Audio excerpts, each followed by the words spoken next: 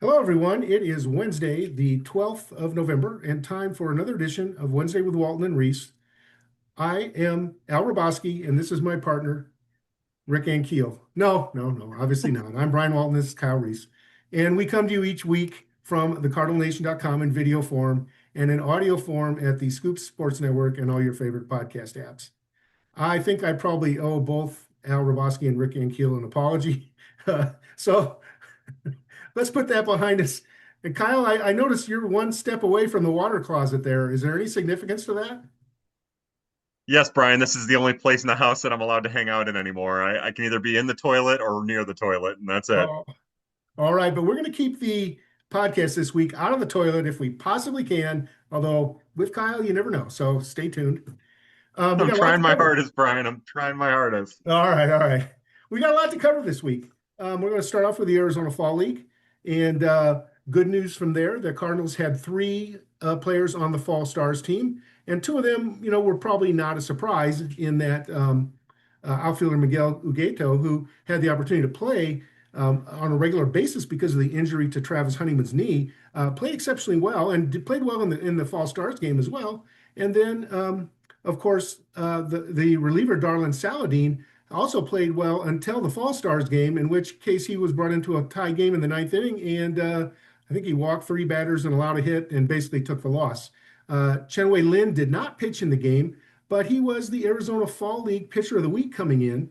As we've talked about previously, yeah, bring the dog in. Uh, uh, as we've talked about It's the dog previously, and the girl, the uh, dog and the girlfriend. See we gotta see the dog before the podcast is done. I got to tell you. she did you hear her barking a second ago? She was the dog was barking. The dog was not happy about Darlin Saladin's performance in the Arizona Fall League All Stars game. No. That did not go well. But Chen-Wei Lin, we've talked about he had a couple good outings to start, had a couple of poor outings. Then he came back, and I was happen to be at the game when he pitched last. I think it was Thursday, and his team scored eight. They were the home team. Excuse me, no, they were the road team, and they scored. His offense scored 7 runs in the top of the first inning. So he is sitting there for like 40 minutes, on the bench waiting to pitch. And he and the catcher came out and threw Grayson Tarlow threw on the side, kind of between the pitching changes and all, trying to stay warm. He comes in and I'm sitting right behind the plate with my camera, right, and I'm trying to get between the screen so I can get a perfect shot of Lynn pitching. His first three pitches went over the catcher's head and hit the screen. I mean, it was something out of Major League. So Huh. then he proceeds to, when the bell rings, go three scoreless innings on one hit and a couple walks with five strikeouts and just was dominating. So obviously the answer is don't let Chen-Wei Lin have to wait 30 or 40 minutes to pitch after he gets warmed up. Anyway, what's your Yeah, or comment? just let him What's your fire off. comments about what's been going on down in the fall league?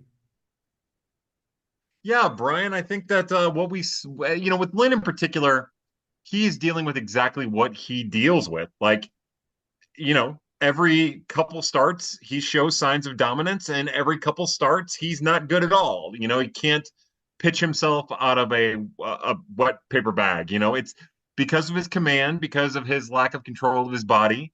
There's inconsistencies there that kind of haunt him. But when it's really good, and you can understand and you can see why so many prospect evaluators and scouts are high on him.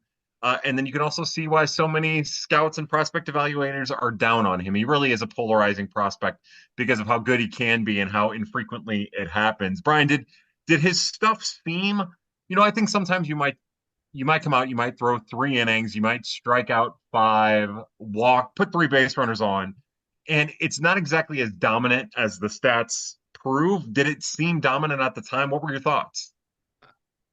I'm not a scout. I don't profess to be a scout, but I talked to two different scouts down here about Lynn's performance. One of them was positive, said, "Hey, down here in Arizona, he's been struggling to throw strikes, but before he looked like a top one. Before this, he looked like a top 100 prospect in baseball, and they acknowledged that he regressed, but thought that he, did a good job when he saw him. But the other scout I saw said, I think his arm action is awkward, and I'd be shocked if he becomes an a Major League starter." So there you go. Two different scouts with two different views of Chen-Wei Lin. But even the scout that was positive, you know, acknowledge the fact that he's been struggling to throw strikes. Well, kind of something we already knew. Yeah, yeah, and that tracks. That tracks. You got to throw strikes, especially now that he's older. Granted, his time stateside isn't as robust as maybe some other players, but as we learned with Cade Winquist. Now, Cade Winquist is 25 years old, but if you're not throwing strikes, you're not on the prospect radar. It's not until you get your body in line and start hammering strikes that you become a relevant prospect, even with superior stuff. And the other news from the Arizona Fall League is that apparently there's a threat of weather coming in, and so they moved the playoffs up to Wednesday and Thursday. They got hit earlier. Some folks may remember with the remnants of a tropical storm and lost, I think, 3 or 4 days of baseball. So those of you who do follow the Fall League tonight, today, Wednesday, are going to be the quarterfinals, and Thursday will be the semifinals, and then the Fall League is done. Well, Brandon, are you still down there for all of that? Yeah, I tomorrow I get on a plane and come home. So I leave the desert Uh, Southwest. Well, actually, by the time folks hear this, I'll probably be in the air. nah, bummer. Hopefully I'll be in the air if everybody cooperates and we won't get into that stuff. Yeah, fingers crossed for you. Well, no, that's exciting. Here's the hoping that it's a good playoff. I would say that by and large, all of the returns for the prospects have been positive. From DJ Carpenter to Ty Brott, like it hasn't been the most astonishing Arizona Fall League for the prospects, but I think even Honeyman, when he's been healthy, it's been a really good showing for what that league has become for the prospects involved affiliated with the Cardinals. And what Kyle's referring to is the fact that really the group, with the exception of Ugueto, who played the full most of the year, right? He didn't play a full year even at Double A. Most of the guys were guys that spent the primary part of the year at Peoria. And so, we're talking about class, high A guys playing in the fall league, which in the past had been a much higher level. You saw guys that were on the cusp of the major leagues, Walker and Wynn, and those guys played there, and King Hence played there right before they were ready, the first two, before they were ready to reach the major leagues. So, it's really sort of downgraded in terms of the closeness of the readiness of major leagues. But as you say, it's a good experience for anybody. Um, let's move on to the Gold Glove Awards. The Cardinals got their second big winner after Mason Wynn, of course. And I said Gold Glove, I meant Silver Slugger Award for Alec Burleson, who was up for the utility award with his teammate Brendan Donovan and Jake Cronenworth of San Diego. And you got to wonder, this utility award, I guess they give it to the best hitter. Yeah, all you gotta do is play a couple different positions. It's nice to look. I guess people might call this the participation award of it all, but hey, look, he went out, he played a couple different positions, which allowed him to get his bat in the lineup. So I think it's warranted, as ridiculous as it might sound, because normally when you associate the utility role, it's with somebody who can play the middle infield in particular. But he did. He played multiple positions, which qualified him for the award. And if you're qualified, then you win it. You deserve it. Again, like with what we'll call the mineral awards, because you got the Gold Glove, the Silver Slugger. It's easy to get it all mixed up. But like with the mineral awards in particular, it doesn't really matter. It's a fun thing. It's all really subjective. There's no objectivity. They try to pretend it that way, but we have history that shows us that it's not that way. So let's just be happy that he got it. I'm happy for him. He's earned it. He deserves it. And it's nice that one of those Cardinals prospects appears to have taken a step in a positive direction as he's transitioned from prospect status to major league everyday player. And that's really this week. This really closes out the awards for the Cardinals this year, because the MVPs, the Cy Young Awards, and the Manager of the Year, the Cardinals don't have anybody in consideration for those. But it's nice to see Mason Wynn and Alec Burleson recognized. Next piece of news, and we always talk about when the major national prospect ranking entities put out their prospect lists. Baseball America refreshed their top 10 Cardinals prospect list just yesterday on Tuesday. And by the way, our prospects are done. Our top 50. Well, the list is done. The write-ups aren't done yet. That's going to be what we're going to be working on like crazy over the next X number of weeks. But anyway, these rankings didn't influence us at all. Our rankings are written down, and they're in ink, not pencil, Kyle. They're in ink now. So unless the Cardinals make a bunch of trades and we have to change the list again, which could Yeah. happen. But anyway, I digress considerably. you can go see what the BA rankings are. In most cases, there's not. I mean, there's probably 8 of the top 10 guys that are the same on our two lists. But one guy that, well, two guys that really leapt into, one guy leapt into their top 10, and that's Tanner Franklin. And the other, Yairo Padilla, really didn't leave. He's, of course, the international shortstop who played in the Florida Complex League this year. Didn't do poorly. In fact, was the best hitter on a poor hitting team. But he's a guy, Yairo Padilla is a guy that you don't even see in your top 40 right now. What do they see that you are they looking at the bonus? Are they looking at the projectability? I mean, obviously you don't know, but what are they seeing that you don't? I had Padilla, barely in my top 20. Here's the deal with the Iropadia, and I do know this from having conversations with some of the people involved in the BA list. The scouts that have seen him, they love his body. He's big, he's 6'4", he's probably put on, I've heard as much as 10 to 20 more pounds than what he's listed. Mhm. He moves around really well for a shortstop. Most people think he's going to stick there, and he has potential to be a plus defender there. And they see the contact skills, they see the plate discipline, they see the in zone swing rate. A lot of the advanced data will point to a player that is young and is doing everything the right way. But Brian, for me, the name of the game has and always will be power. We've seen it. We've seen it at those levels in the DSL. Power comes last when it comes to prospects. You want to build on the type of foundation that Yairo Padilla has shown. But I've seen enough of this over the years where that foundation never really gets realized because you don't get into the power. I've seen some of his swings. I worry about his swing.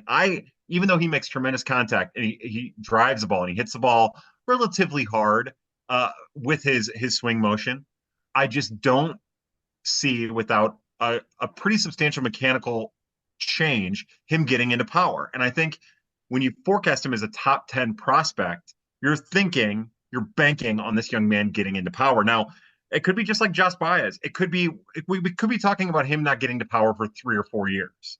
But just like with Josh Baez, like we never really had Josh Baez in the top 10. Like No, he had to earn his way in. He had to earn his way in. That's my point, Brian. Yeah. Yeah. And, Now I was going to say, Padilla got the same kind of money that Baez got at the same age when he's still a teenager. And, Baez, it took him a while. But when Baez signed, I've told the story before, I interviewed him, within a couple of weeks after he put the Cardinals uniform on for the first time. He says, yeah, my timetable is I'm going to be in the major leagues in 2-3 years at the most. And it was like, okay, you're 18 years old. You haven't played a game yet. Maybe you ought to dial it down. And he had to learn the hard way. He had to do the adjustments. Padilla, again, still very young, still in the backfields basically in Jupiter. So not in our top 10, but he could earn his way there someday. And if that happens, we'll tip our hat to BA for being on top of it. What about Tanner Franklin? Tanner Franklin, did get on the mound. He pitched, a dozen or 14 innings, something like that. Is he a top 10 prospect yet? I'll tell you one thing that I love that I did not do, that I think BA deserves a ton of credit for, Brian, is the three other starting pitchers that, not to spoil it, that we flirt with our top 10, Jerpy, Roby, and Hentz, who have injury question marks, they took out of their top 10. And in a lot of ways, that allowed Tanner Franklin to find his way into the top 10, because I think he would be in our top 10 if we were to remove those. He might just be in mine. He'd be right in that range. And Now, listen, and you can't quibble with them for taking those guys out, given their injury histories. You can't. Now, I tend to stick with a guy a little longer because of what he's shown. And yeah. sometimes I've been wrong. Sometimes it's proven to be right. But again, like we always talk about ranking prospect, there's no right or wrong. There's different points of view. Yeah, and I really do appreciate the point of view that they did here. Now, I don't know if that was intentional or not, if it was a concerted effort to say, all right, there's real pitching health issues, arm issues with those pitchers. We're just going to knock them down a little bit. I do know that they're really bullish on Tanner Franklin, and they should be, and we all should be, because he is unique. That fastball slider combo of his is something that the organization has not really ever had, like at least in the last 10 or 15 years, with that type of arm talent, with that type of velocity, with that type of movement. Ethan Young, who's, in the mid range for us, the fifth round pick out of ECU, he is like a light version of Tanner Franklin. He can't get it up to 100 miles an hour. His slider is really good. It's a different kind of profile, a different kind of pitch mechanic, but or profile of the pitch movement. But like they don't really have this. They haven't had this type of arm talent. So if you're just going on arm talent alone, he absolutely deserves to be in consideration for a top 10 spot in the Cardinals organization.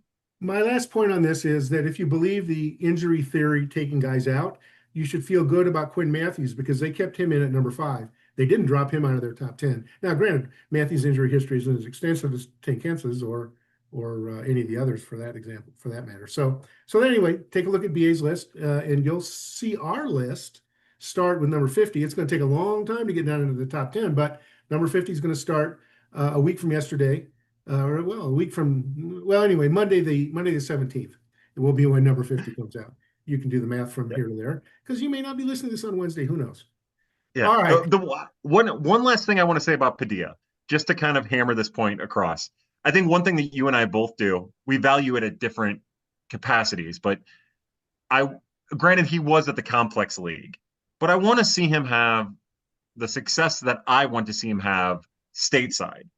And like that's why like someone like Sebastian Dos Santos and Miguel Hernandez are prospects that I think we are both high on, that I'm sure BA is high on as well, that just aren't at that level of notoriety yet. And Padilla got ahead of it, and that I'm not dinging him for it, but I want to see it stateside at one of the 4 affiliates, Now the top 4. being the show me state and all, there was one other comment, because one of the beauties for me going down the fall league is I get to talk to scouts informally, and Joshua Baez came up, and this particular scouts basically was from Missouri on him and said, yeah, he had a great year, but he's had several years where he hasn't been so good. He needs to show me that this is for real in 2026. BA believes it's already done and has him number 4 in the system after Rainiel Rodriguez.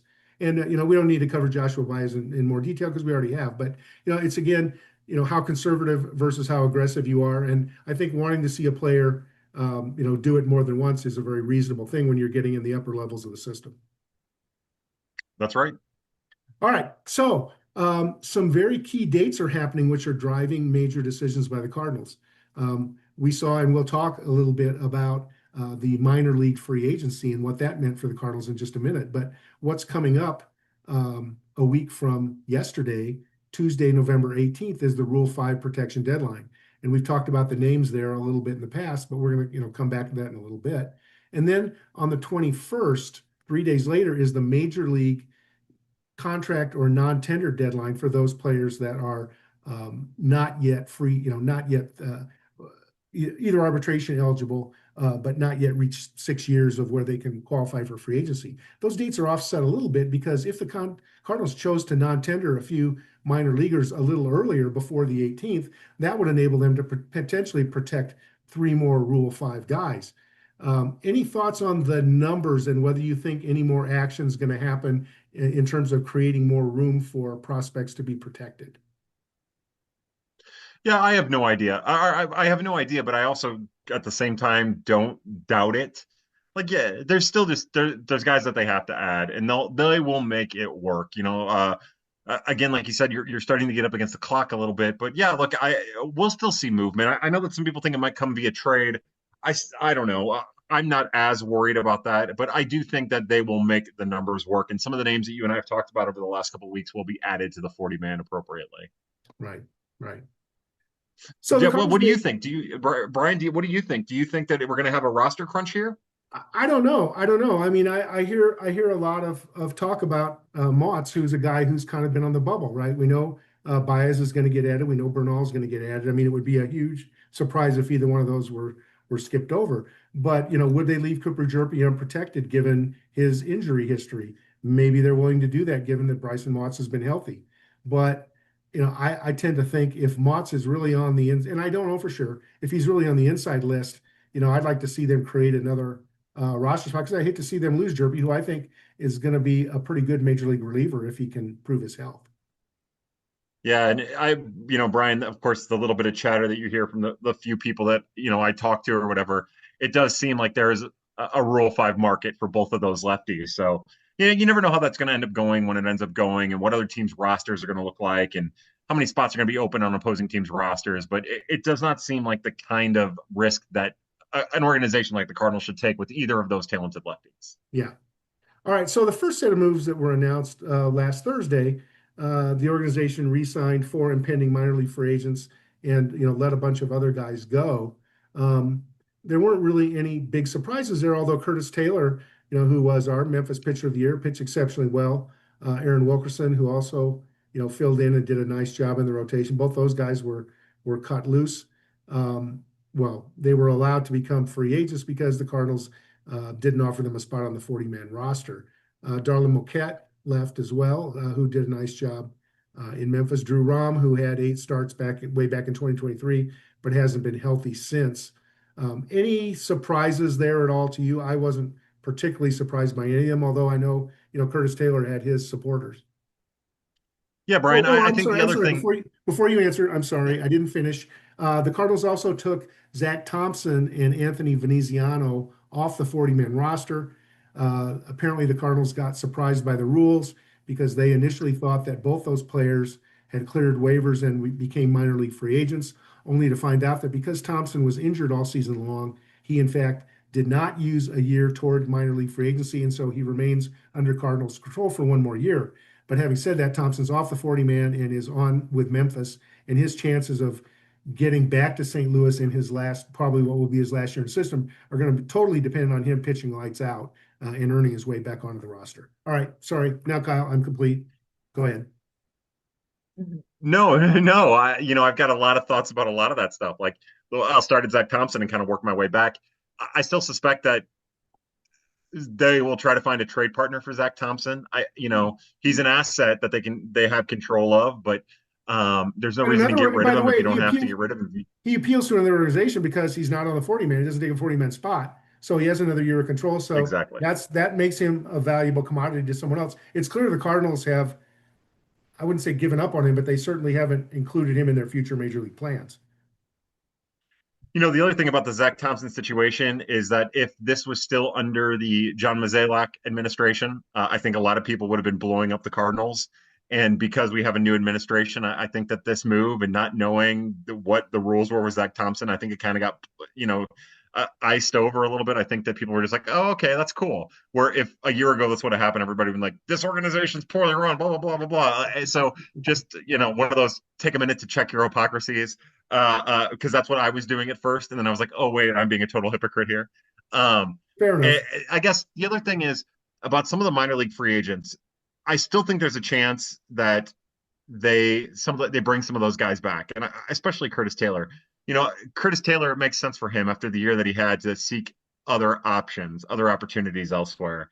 But some of these guys will find their way back into the organization. We've seen this happen in the past. It's not something that happens all the time, but it is something that has happened. So, And um, to that point, they did already re-sign 4 guys who are also free agent eligible, and that's Andy Yerzy, who will be the veteran catcher at Memphis, Matt Lloyd, who also swung the bat very well for Memphis and Springfield last year, and then at the Springfield level, Hansel Rincon, the right-hander, he was free agent eligible, and it's great they kept hold of him, as well as Ramon Mendoza, who's been up and down between the 2 levels. So the Cardinals got 4 impending minor league free agents re-signed ahead of the deadline, but as Kyle said, it doesn't mean that they couldn't talk with the others and potentially get 1 or 2 or more of them back as well. They certainly went heavy on veteran minor league depth to backfill AAA. I mean, when you count all these free agents, it was almost half the Memphis roster who left as free agents. I mean, it's a big number. yeah, God, that's such a great observation, Brian. I hadn't thought about it that way, but you're dead on. And so many of like half of the pitching rotation too by the end of the year too. I guess the other thing, and maybe I'm reading too much into it, but I think it's a positive that they re-signed Hansel Rincon, not only Oh, because yeah. he's supremely talented, but because we don't really know a whole lot about what his injury was that ended his season. Now this might be one of those situations where he's actually really hurt, and they signed him to a 2-year deal, and he's going to work his way through 1 year and then come back in 2 years. But regardless, I think that it means that the organization feels positively about whatever health situation he's in. So Good uh, point. that's to me, that's the big takeaway from that group. Yeah, good point. I mean, if and again, we don't know, but if Rincon was, had Tommy John and we didn't know it was going to be out most of the year, they probably would have taken their chances, but instead keeping him around. He's someone I'm going to be looking forward to seeing in Jupiter and maybe finding out a little more about what caused his very promising year to end too early. The other wave of moves that happened that were very important, as I said, is the Cardinals did a bunch of 40-man moves to kind of get themselves to 37 right now. One of them was with Zach Thompson, but the others, they had a couple of players claimed off waivers, and these are two players that originally came to the organization on waivers. So you can say, hey, they've been back in guys, on rosters before, and they probably still are. Michael Ciani went to Atlanta, and Ciani's redundancy with if not with Victor Scott, certainly now with Nathan Church, and the fact that he's very much a known commodity in terms of his defensive strength and offensive weakness. And then the other Munoz, the reliever, Roderick Munoz, who may have set a new record in terms of up and downs between St. Louis and Memphis. I think he exhausted his 5 shots by early August and wasn't able to be brought back up. But when he was up, he certainly wasn't dominating. So those probably aren't guys that are going to be missed that much.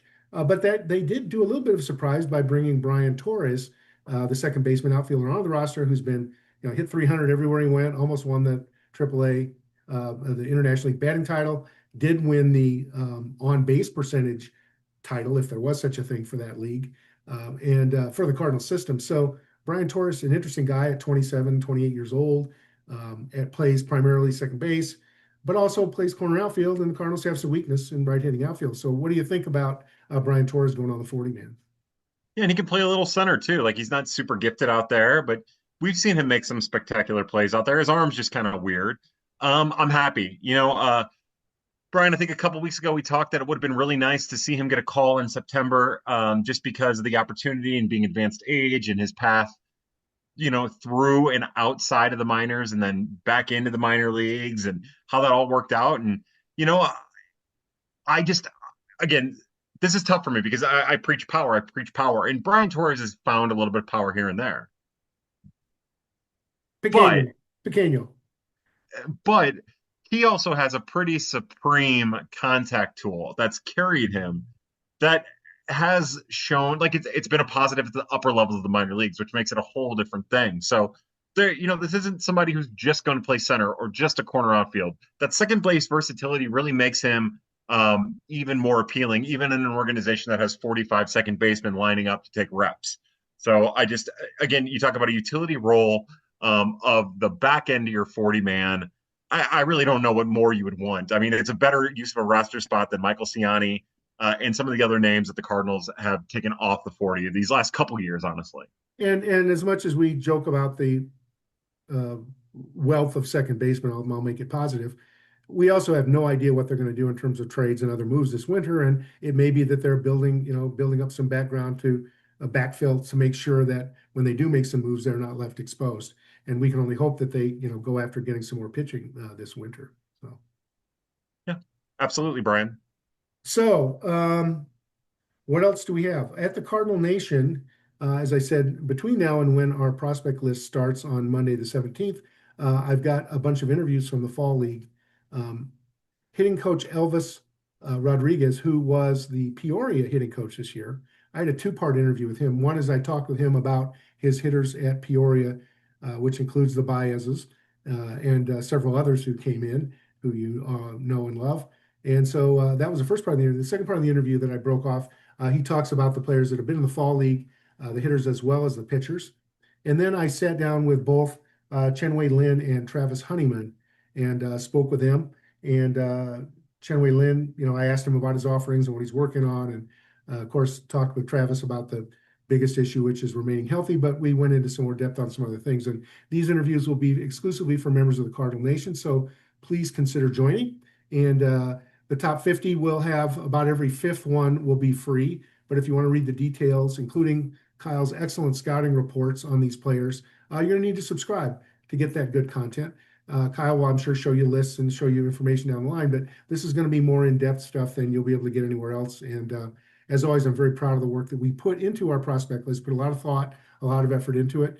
But it's not the be-all end-all, but it's the best of what we can come up with. Kyle, any thoughts about what you're working on and what we should be looking forward to soon?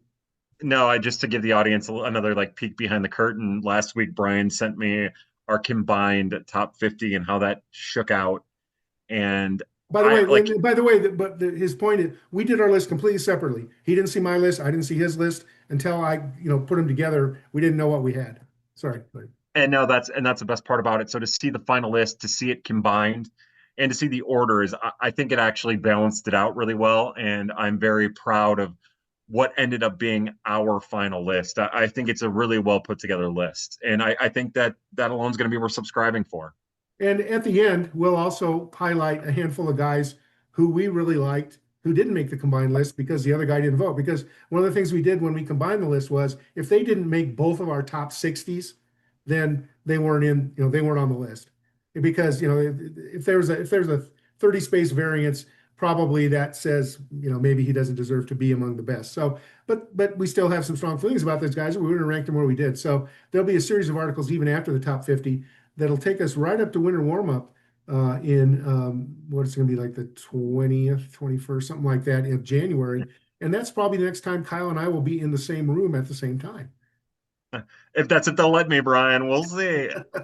I'll keep an eye on you, Kyle. We'll keep the leash on you. Perfect. If anything, I'll just hang out outside the stadium, and we'll have to figure. We can do it from that. You can do from inside the gate. I can be from outside of the gate. Yeah, it's funny. Last year when we were together, we tried to do one of these. I think it was our first one actually. We Hmm. tried to do it in the same room, but of course the back feed from the microphones made it crazy. So it was sort of like Elton John and Bernie Taupin, if you can go back that far, where they didn't sit in the same room when they wrote the songs. Right, Bernie would have to go in another room and write the lyrics, and he'd bring them into Elton, and Elton would say, "Get the heck out of here," and then he'd, write the music to go with the lyrics. But anyway, Awesome. we're not quite that level of talent. Yeah. So we started off this episode by being Al Raboski and Rick Ankiel, and we're ending it being those two. Yeah, yeah, yeah. Okay. You could be Elton. No, never mind. Might as well be. Who cares? All right, all right, all right. We're going to end it right here before we get in any more trouble. Uh, Uh-huh. I'm Brian Walton, and this is Kyle Reis.